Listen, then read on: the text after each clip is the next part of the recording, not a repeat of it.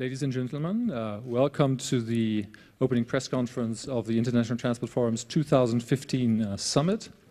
My name is Michael Claude, I'm the Head of Communications of ITF. I'm very proud to introduce you to the Honourable Simon Bridges, the Minister of Transport of New Zealand, also responsible for renewable energies and Associate Minister of Climate Change, Federal Minister Alexander Dobrindt, the Minister for Transport and Digital Infrastructure, Mobility and Modernity, as they say in Germany, and Secretary General José Vegas of the International Transport Forum. The two ministers and the Secretary General will speak for about 5 minutes each. We'll then have time for Q&A, which I'll moderate. Just to share with you a few facts about the summit, which might interest you. We have 1,045 participants. That's the raw figure I got last night, from 66 countries and about 36 ministers and vice ministers. That makes it a really, truly global event. And we're very proud that so many people have come all the way from very far corners of the world to Leipzig to discuss with us the future of transport. I'm very honored to have Minister Bridges speak to you for 5 minutes. Thank you. Good afternoon, members of the press. It's great to have such a truly international contingent of press here attending this summit. It truly speaks, I think, of the global reach of the International Transport Forum. I have the privilege this year of representing the presidency country of New Zealand. The summit provides New Zealand with an opportunity to engage with our counterparts from around the world on the big challenges and opportunities that are facing transport at this time. The theme of transport, trade and tourism, connectivity in a connected world, is one that is relevant to every nation represented here today. Just this morning I attended a session on autonomous driving and remotely piloted aircraft systems, and it was truly beneficial to hear how a variety of countries are approaching these technologies. We exchanged our individual experiences and collectively explored potential solutions to shared challenges. Unlike Minister Dobrindt, I've yet to go in such a driverless vehicle, but I'm sure one day soon. In particular, I mentioned at this session that New Zealand is close to introducing new rules around remotely piloted aircraft systems. These new rules recognise that we do not yet have all the answers about these systems. As a result, New Zealand is going for a relatively light-handed and risk-based approach to regulation, so as not to stifle the growth in the application of these aircraft. Flexible, outcome-based regulation will provide the opportunity for operators to find their most efficient way to meet the minimum safety standards. In time as we and other countries gain more experience and as international guidance is developed, we have the flexibility to adjust the regulations in collaboration with the users of these technologies. As I told my fellow ministers this morning, the key thing we need to get right now is the balance between promoting innovation while still maintaining clear safety standards. I'd personally like to thank José and the International Transport Forum for providing the opportunity to have this calibre of discussion throughout the summit. We're all well aware of some of the big topics global transport is facing now and will face in the future, from changing demographics, shifts in economic power, climate change and new technologies. Transport as we know it will be carried out in different ways in the future as each of these issues causes us to rethink mobility. No one country can manage these issues alone. Managing them will be easier and more robust if we engage in global dialogue. An ambitious and effective global agreement is the first line of defence against climate change. This is why COP21, the Conference of the Parties, is important, and I look forward to discussing this with my fellow ministers at the open ministerial session tomorrow and indeed throughout the summit. Just like the ITF, sister organisations such as APEC, WEF and ASIM provide us platforms to engage in policy dialogue, exchanging ideas and experiences from shared challenges. The 2015 ITF Summit is hoping to uphold the global dialogue and debate that the ITF has become renowned for. We encourage the ITF to continue to provide these opportunities both through the summit and through the Joint Transport Research Centre. The ITF has grown to be a premier global think tank for transport policy and research, and I applaud José's vision and enthusiasm that he has brought to the organisation. In particular, I want to point out the increased focus on connecting with the private sector through the Corporate Partnership Board. The foresight and innovations of these companies is extremely valuable as decision makers tackle complex and challenging policies in a rapidly changing sector. In New Zealand, we recognise the importance of these companies in developing world-leading transport solutions. Open spaces, open innovation and open minds. New Zealand is open for business. We are committed to ensuring the regulatory environment and support for these companies helps them to bring their visions and innovations to life. Finally, ladies and gentlemen, can I say how pleased I am to be sharing this session with Minister Dobrindt of Germany. While our countries clearly differ vastly in size, location and population, we share many common interests and also, I believe, values. Germany is a key trading partner for New Zealand and one of our most important science and innovation friends. New Zealand and Germany are natural, like-minded partners with shared fundamental values, strong people-to-people links, and a commitment to multilateralism and to the rule of law. We cooperate in a number of areas, and I'm delighted that Minister Dobrindt and I can meet here at the summit. We are both particularly interested in exploring the opportunities as well as the challenges of new technology. For me, the summit presents a fantastic opportunity for us to exchange our views. I encourage all delegates to do likewise and to continue these conversations beyond the conclusion of this year's summit. Thank you very much.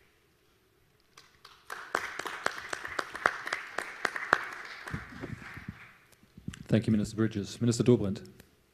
Ja, sehr geehrte Damen und Herren. Ladies and gentlemen, I would also like to welcome you most warmly to the summit of the International Transport Forum. The International Transport Forum is a think tank for mobility and modernity, and it brings together those people who take responsibility for mobility of the future, the infrastructure of the future, and thus for economic growth, for employment and for prosperity. The title of this year's summit was not chosen without reason. It is Trade, Tourism, Mobility for a Connected World, because it is a combination of the classical strengths of mobility. It brings together trade, transport and tourism under the precipices of a more and more digitalized world, a more and more digitalized mobility. So it all takes place under the overspreading thought of connectivity. That's a task that the delegates at this International Transport Forum are fulfilling, and I'm convinced that the prosperity scheme of modern macroeconomies depends on growth and prosperity being based on a stable infrastructure and a stable mobility. Vice versa, this means that our economic growth and prosperity can only be ensured if we have stronger mobility, stronger connectivity, and if we consider the development in digitalization if we embrace it as an opportunity. At the beginning of this conference, I emphasized this fact by using an autonomous car in order to come to the summit. Ladies and gentlemen, that is a visible sign of what is changing in mobility. There is a current study that shows us that in the near future, there will be a high level of autonomous driving. Boston Consulting predicts for 2017 the use of autopilot at highways, and for 2022 the use of autopilots in inner city areas, and for 2025 a fully autonomous driving system on all of our roads. I'm convinced that we can be even faster than these predictions because technology is progressing with a pace in the field of digitalization and autonomous driving, and acceptance is based on the additional comfort and safety and is thus increasing. So this allows us to progress quickly with autonomous driving. We want to support this development actively, and therefore we are also present here at the International Transport Forum, where we are dealing with the issue of digitalization. Digitalization will enhance the capacity on our travel routes. It will significantly accelerate freight transport, and therefore it will become the basis of our ability to meet the growing demand of freight transport. For Germany, we have a forecast regarding cargo transport until 2030, which says that there will be an increase of 40%. That's even more than we are expecting worldwide. That will only be possible if we use the opportunities that digitalization provides. I am pleased that my colleague Simon Bridges and I have similar views of the opportunities that digitalization can provide, and we are both enthusiastic about what you have seen earlier on, the autonomous driving. And perhaps, dear Simon, there will be a chance during this International Transport Forum to come together and to drive this autonomous car together. I know that sitting in the rear seat is not as relaxing as when you sit in the front seat. At the front seat, you have the feeling that you might be able to do something. In the rear seat, you are in the hands of the car, but we have enough trust with one another to actually use such a car together. Mr. Dobrindt. Thank you, Minister Dobrindt. And our last speaker is our Secretary General, José Villegas. For guiding the ITF through the year of the New Zealand presidency. It's been really refreshing moments and challenges.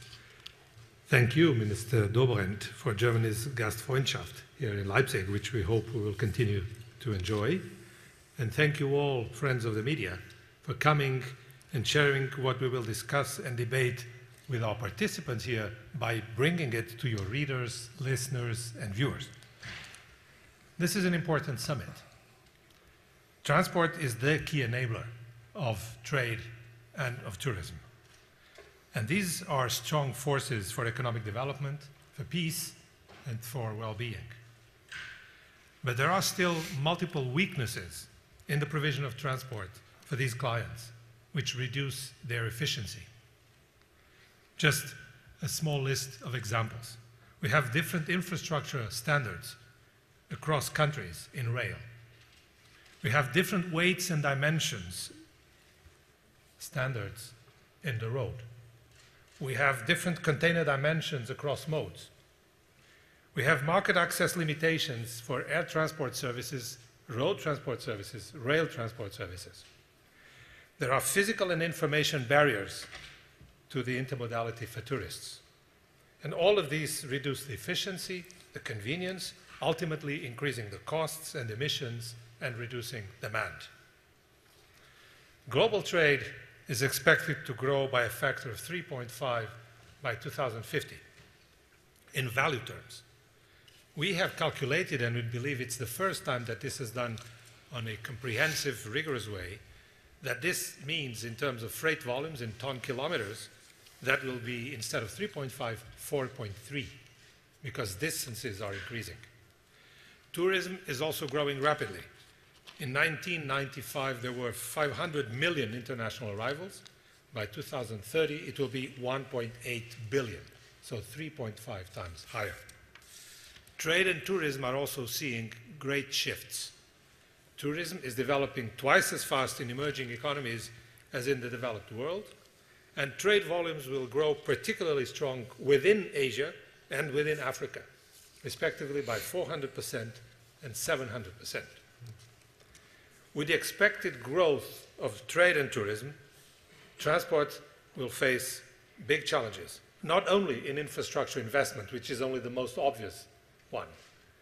We must get the regulations and the prices right for efficiency and for sustainability.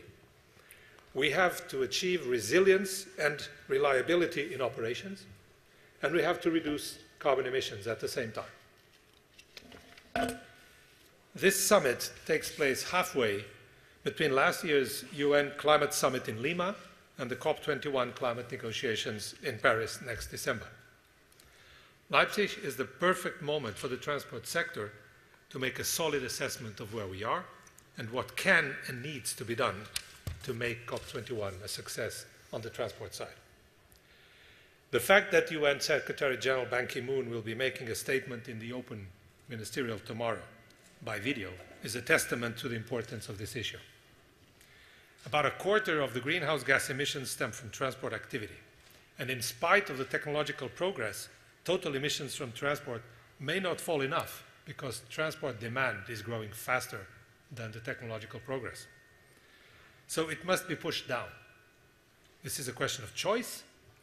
That means it's a question of transport policies. Transport policy matters. It can make a difference. ITF is about the global dialogue for better transport policies.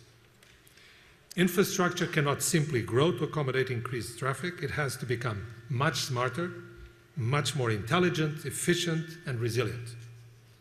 Technology is not the only answer. It is an important part of the answer. As you've just heard and saw, many of you, Minister Dobrindt arrived here in a self-driving car.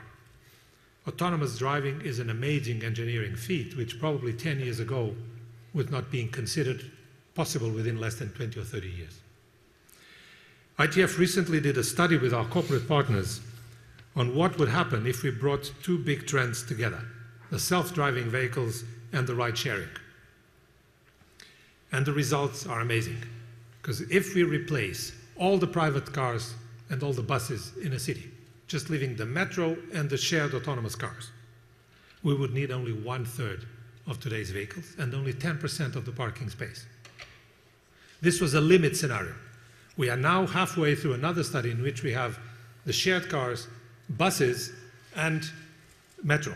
But the buses are not the regular buses you know of scheduled transport. They will be responding to demand real time, and everybody will have a transfer-free ride. No transfers in public transport. But public transport will not be the usual public transport. It will be something different, which will respond to your needs when you express them. Minister Bridges just mentioned the roundtable on the drones this morning. Another technology that is very promising, but where there are many pros and cons, conflicting interests and technological paths to consider.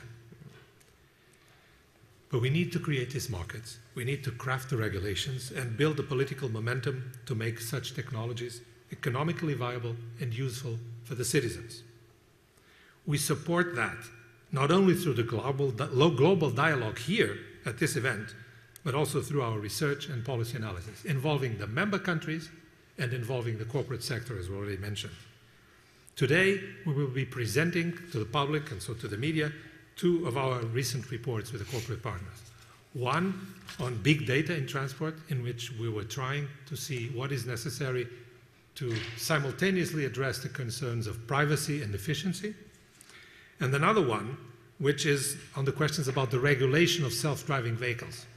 This is an area in which the technology is moving faster than the regulation. And technology can be done by the companies. Regulation has to be done by the public sector.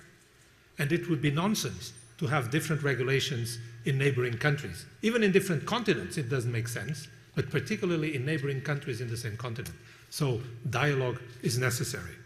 And we believe that not enough effort has been done to that. We encourage the member countries of the ITF, covering all continents, to engage in this. Because we are a platform in which you do not have to make hard decisions, dialogue is easier.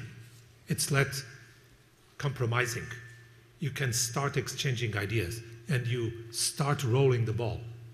And then you only move to the next stage of hard commitments when there's already a lot of common understanding. This is the good way to go. This is something for which the ITF is available and very much willing to be engaged if the member countries so wish. Thank you. Thank you very much, José Viegas. Question time. We have 15 to 20 minutes to ask questions. I would ask you to wait for the microphone to arrive because we are webcasting this and your question would be lost for the viewers that we have out there. Secondly, if you could state your name and the organization you work for so we know where this question comes from and can try to address that directly. Also, if you would say who you are addressing your question to. Thank you very much. Gentleman in the front row, we have microphones here.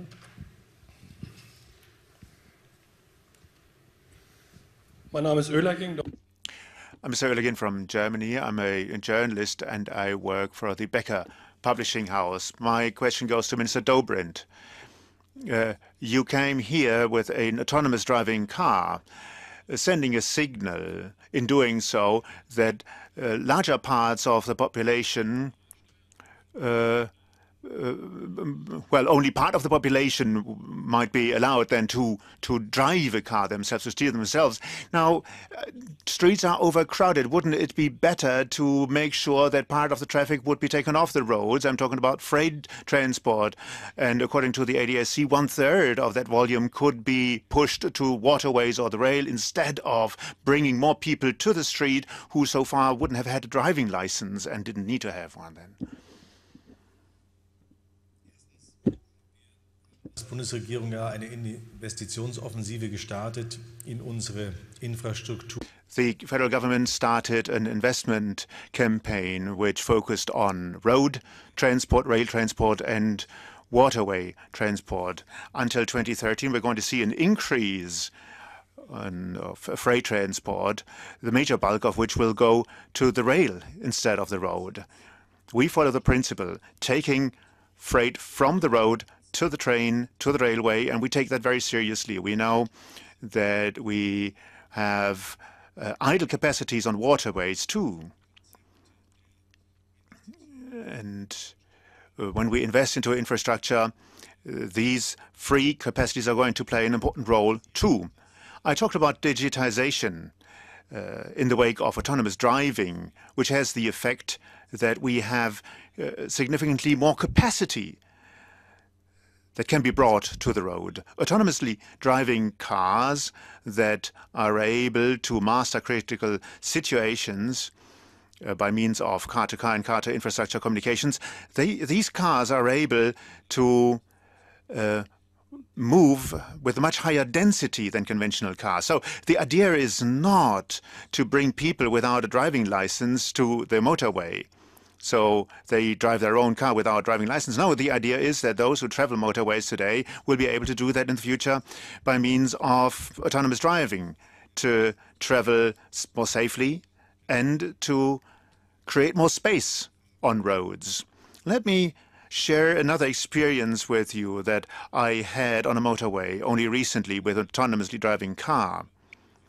There was a situation where the car wanted to overtake at high speed, and it was interrupted when another car came from the back with a higher speed, traveling towards the car that I rode in. This was a reaction that was carried out in time, automatically, avoiding any dangerous situation. If you imagine the behavior that you normally experience on the road, you could imagine that such a situation would not be corrected by the driver, but that this is a situation that might easily lead to accidents and traffic jams as a result of that. I mentioned all those numbers. Autonomous driving, according to Boston Consulting, autonomous driving on motorways by 2017. I believe that this forecast is pretty realistic indeed. And I believe that with our commitment on the digital test field, on the A9 motorway, that we're going to facilitate this development even further, because all that technology that might be feasible in cars can be quickly brought from laboratory to the road. So therefore, we can contribute to developing the autonomous driving system faster. We see predominantly opportunities in this technology.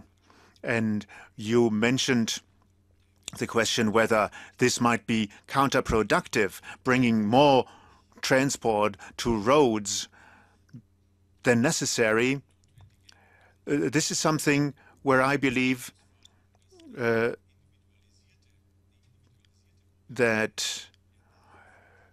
we have to consider that individual mobility is going to be the one that meets with the highest demand.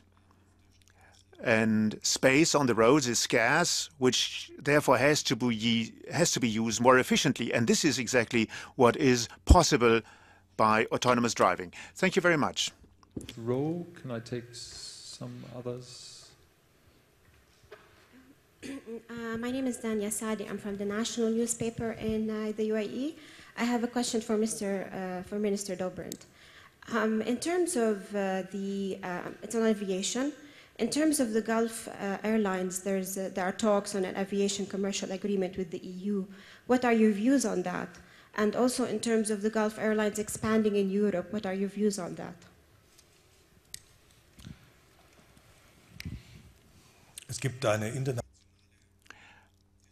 There's an international discussion on the question of the activities of Gulf aviation lines in Europe and United States. There are currently bilateral talks going on the working level, which will lead to a discussion on the ministers' levels in a few months to go. We cannot preempt any results of that. What has been spelled out on a European level is that there is a strong interest in fair competition. And this fair competition means that opportunities of Gulf airlines and European airlines need to be distributed evenly, and this equal opportunity basis is being discussed, how to create these equal opportunities for both origins of airlines, and this will then be laid down in writing. We haven't come up yet with a timetable until when we want these talks to end in a result, but I believe that these talks are pretty complicated, and therefore I cannot forecast any time when we're going to have a result from these talks. Oh, there's the microphone.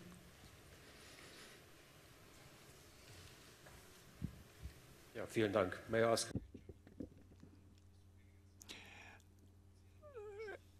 Mr. Viegas, you mentioned the efforts of the governments to reduce carbon dioxide emissions. What is the contribution that transport can make, according to your perspective? We talked about the growth rates of transport over the next decades.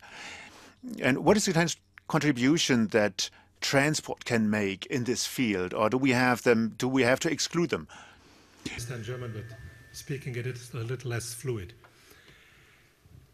Certainly transport must not be exempt from the efforts. Transport is also one of the sectors that could be suffering more from the consequences of climate change, so it should not be trying to make itself exempt from the efforts. The first line of response, which is already underway, is the technological progress, and we could perhaps be a little stronger on that, on the pressure.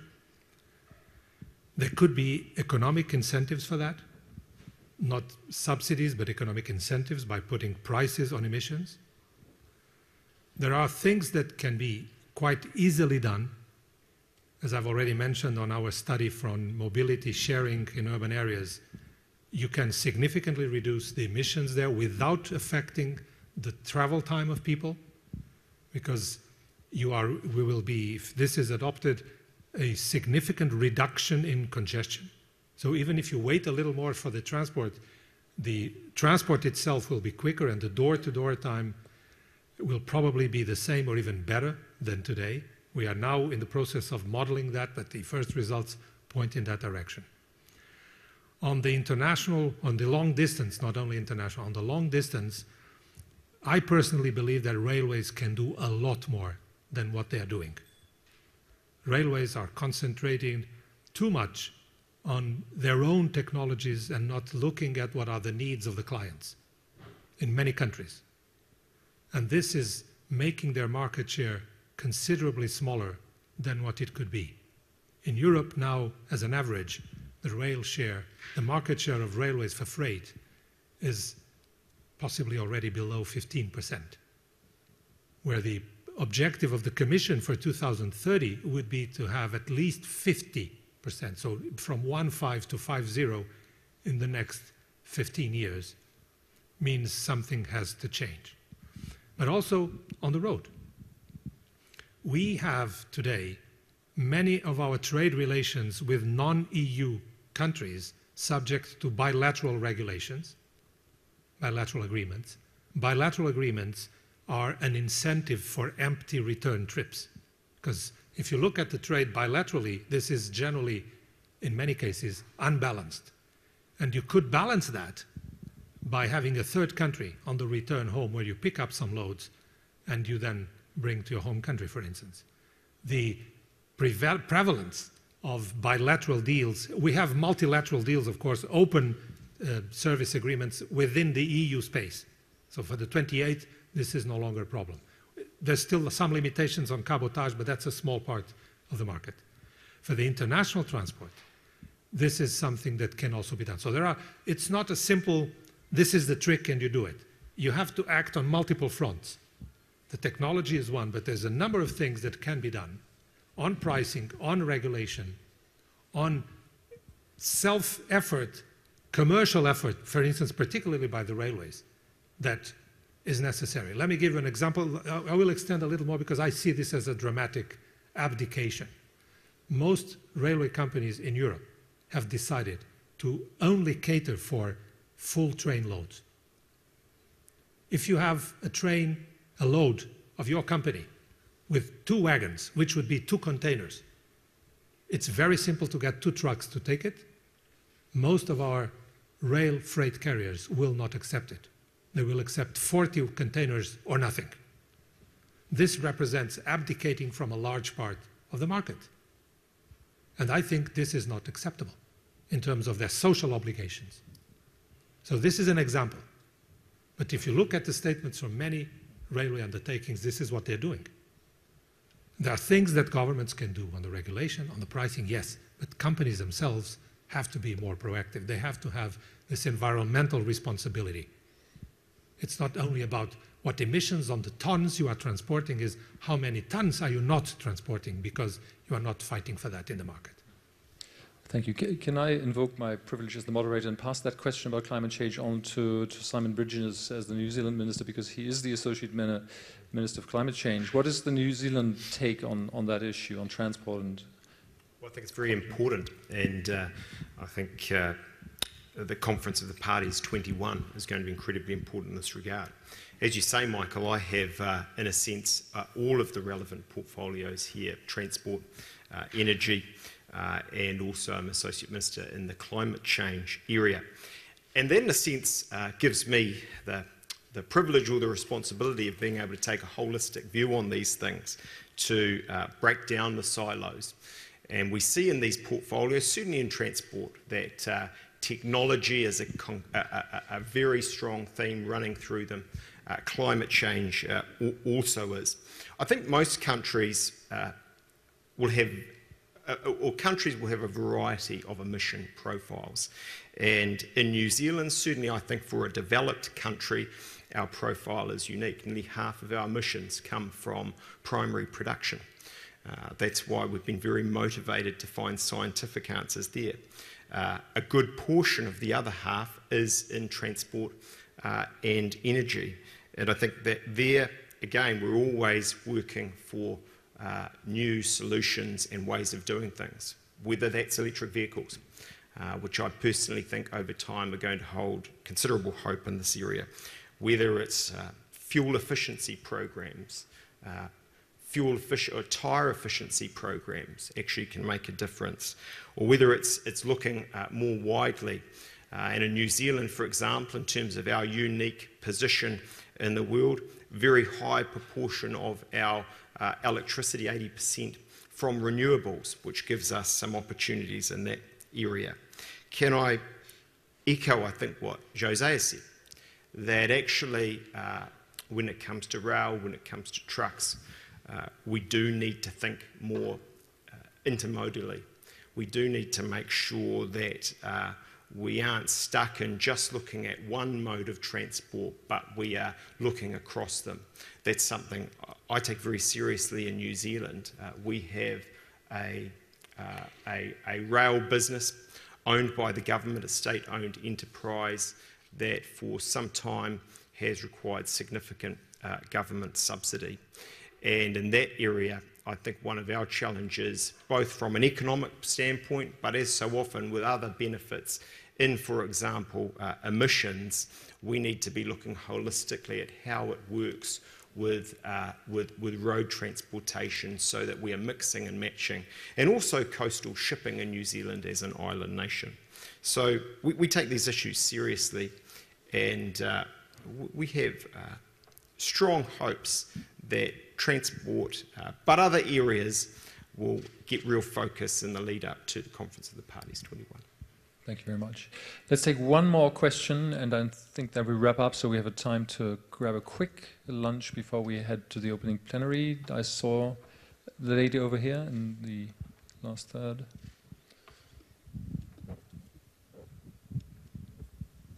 Hello, sir. I'm Prajakta from India. My question is to Mr. Vegas.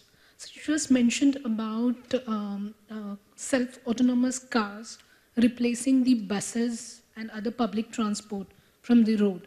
Now, what you were saying must be very true and implement as an applicable for the developed nations. But the nations like India, which has a huge population, we are mainly dependent on the buses as a public transport. So, and trains, of course. So how do you think this can be as an implemented in India, how this can be useful in India? How will, is it practical enough for India or no? What are the ways we can use to make our public transport sustainable? Thank you for the question. It will not be applicable at the same time, in the same dosage, and in the same direction. But even in India, it's not only about the buses. There's also a considerable number of tuk-tuks and cars. And the buses seem to be pretty full. From when I was there, they were always full. But one thing you can see in India is that traffic rules either do not exist or are not very respected. And one of the good things of autonomous vehicles is that they are more respectful of the rules than humans. And when you respect the rules, the capacity of the same road space is higher. So this is an area in which you can have improvements. Another one is that if you have good real-time information about where demand is, you can reallocate vehicles of the public transport system to go there and provide the necessary supply to the demand that is just manifesting itself. In any case, given the population density in many of India's cities, this is not an easy answer, and I cannot have a kind of catalog answer for that. But there are, if we look attentively, and we see that there is a whole portfolio of solutions, I'm sure that a new mix of the same ingredients will lead to a successful recipe. Hopefully with flavor. Thank you very much, Minister Dobrindt and Minister Bridges, Secretary General. We look forward to hearing more from you on the panels. Thank you all for coming, and go and grab some lunch before the next session starts. Thank you very much.